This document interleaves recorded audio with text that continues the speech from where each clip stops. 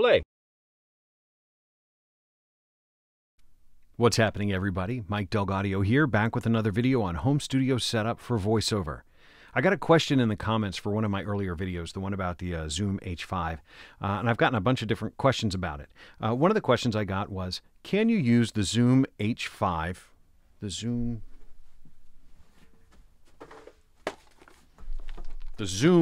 H5, can you use this as its own voiceover mic? Can you record voiceovers with just the Zoom H5?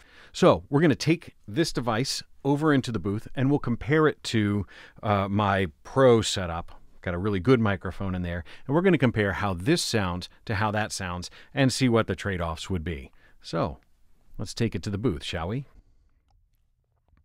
Are we recording? We are recording. Very good. So what I'll do is I'll just now I'll just do an A and B. So the Sennheiser is here off camera because it's blocked by the H5. So what I'll do is I'll just talk for a few more minutes and I'll go back and forth so that you can hear it. So I'll add this in after so that you can hear the difference in quality between the two. So my experience so far in using the H5, when I've attempted to do any sort of voiceover, I found that this microphone, the capsules, seem a little bit small, and so they don't have a typical deep richness to the recording. It's almost like there's a a high pass filter applied. So the low frequencies are not allowed into the microphone.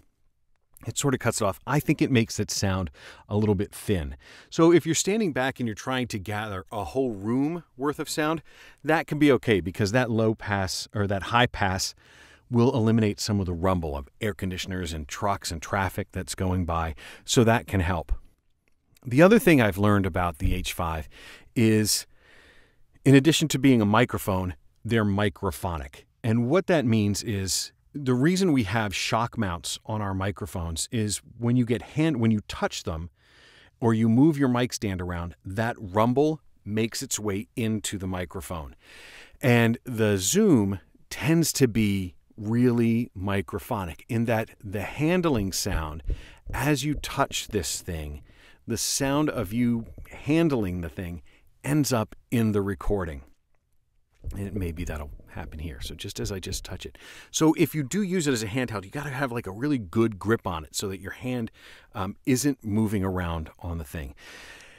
The microphones, it says, has a shock mount in it.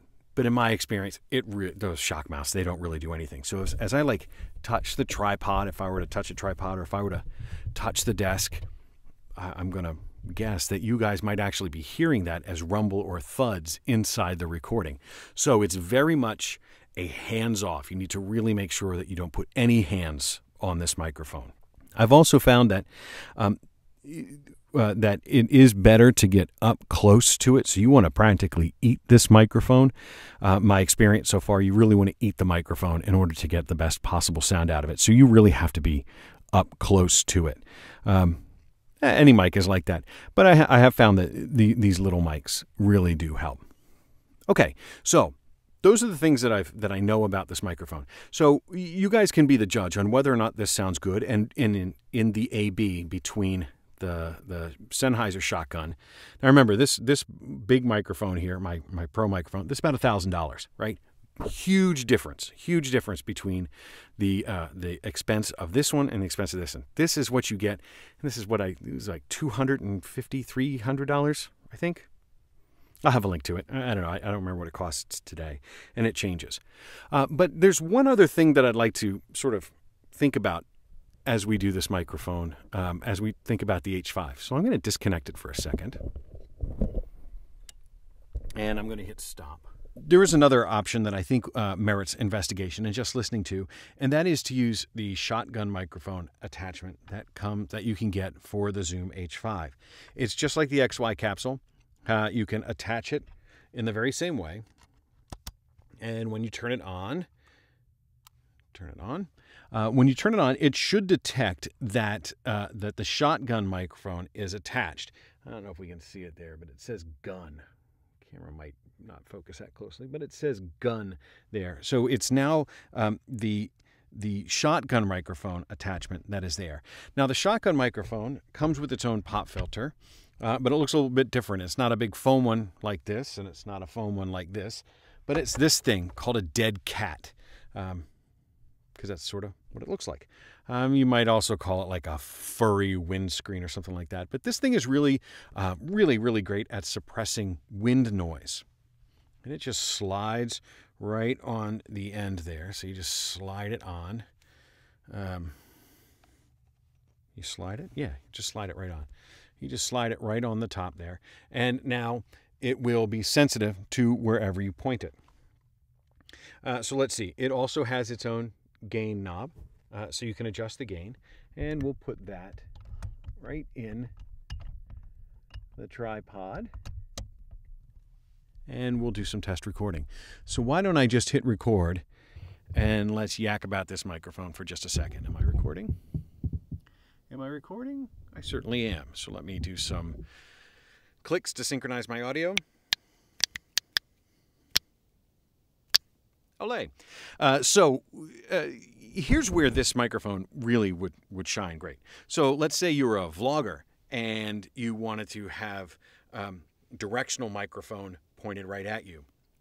And let's say maybe you have an older DSLR or a DSLR that does not have a microphone input. So you couldn't use one of those Rode mics that powers and connects directly into your audio.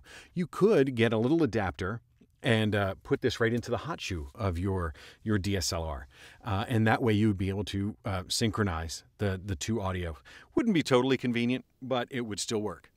If you wanted to make a backup of your audio at the same time, there's an line out right here that will take the audio, and you could connect it via just like a regular little tiny headphone coupler jack. You could take this directly out and into the microphone input of your DSLR. So for video where you want to point that sound directly at whatever you're recording, this microphone would work great for that. Certainly better than trying to carry a different stand and a whole rig and everything for a big Sennheiser. These two microphones are built for the same thing. How about I move this where you guys can you see it? You probably can't see it. Oh well, there's a microphone here, and there's the other one there. Let's make it so that you guys can see both.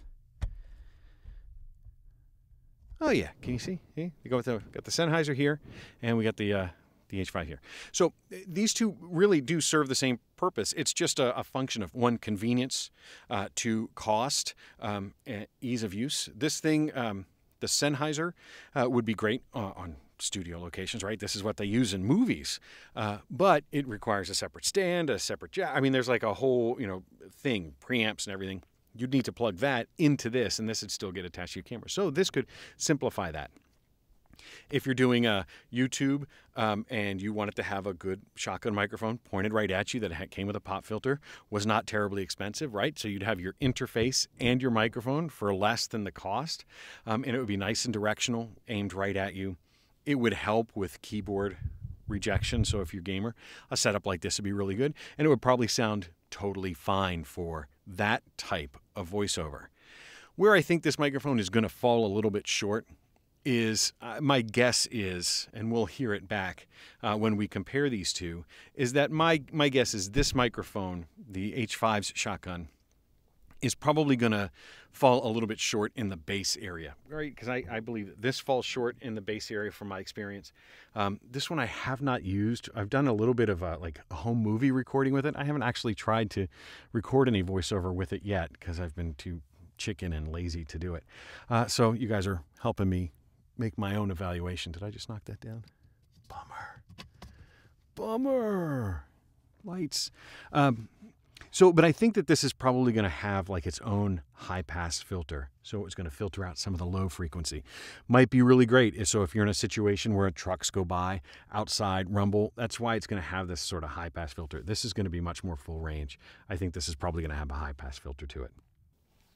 That's my guess. We'll compare. You might be able to fix some of it with an equalization curve that brings some of that bass back in. I don't know. You'd have to, we could mess around with it and actually see. There are pros and cons to this. I will say that if you're just auditioning, this microphone, I'm sure, is going to be great, right? If you're an actor in a city, New York, Chicago, or something, and you just want to send your audition to your agent, and then you're going to go into a real studio and record into this, it's going to be magnificent. No worries at all.